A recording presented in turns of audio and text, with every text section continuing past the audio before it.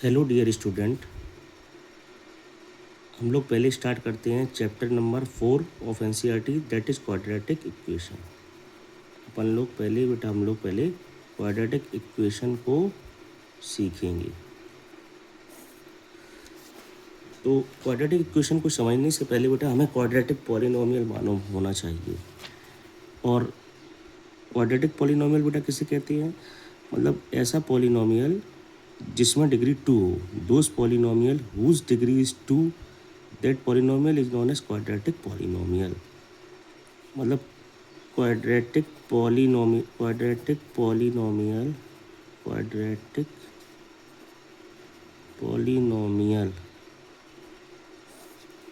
जिसमें मतलब डिग्री बेटा कितनी हो? 2। इसके एग्जांपल देखते हैं। जैसे एक्स स्क्वायर आ गया, एक एक्स स्क्वायर प्लस 5 ले लिया, एक बेटा x square plus 2x plus 1 ले लिया। All these are example of quadratic polynomial. आप देखिए सभी में डिग्री 2 है। देखो यहाँ पर x की पावर हाईएस्ट पावर 2 है इस पॉलिनोमियल में। भले ही ये मोनोमियल है, एक ही टर्म है, लेकिन डिग्री तो 2 है। ये बाइनोमियल मैंने एग्जांपल दिया, इसमें 2 टर्म है और डिग्री कितनी है? 2। क्योंकि डिग्री का मतलब होता है बेटा हाईएस्ट पावर ऑफ वेरिएबल।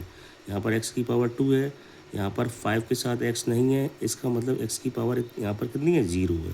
और 2 और 0 में कौन बड़ा होता है? 2। ये again x square plus 2x plus 1, यहाँ पर बेटा x की पावर 2 है, x की पावर 1 है, यहाँ पर x की पावर 0 है। तो 2 1 0 में कौन बड़ा होता है? 2।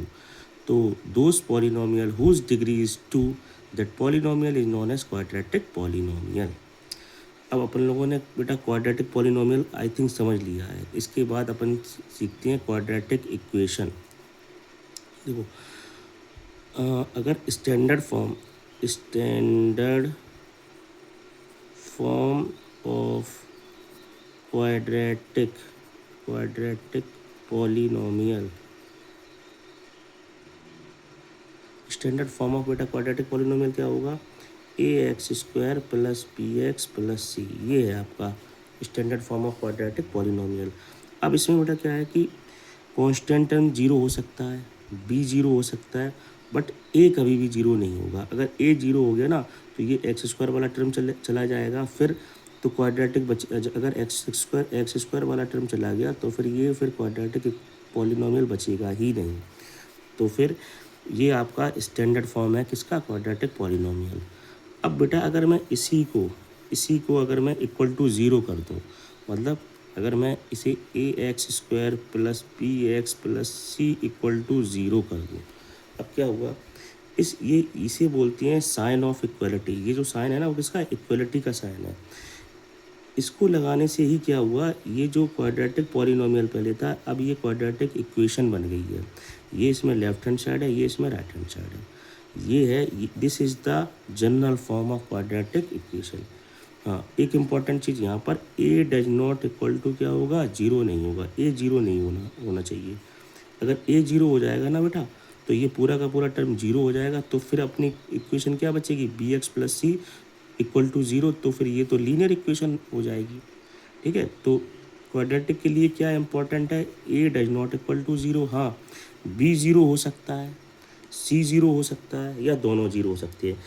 ठीक है बेटा।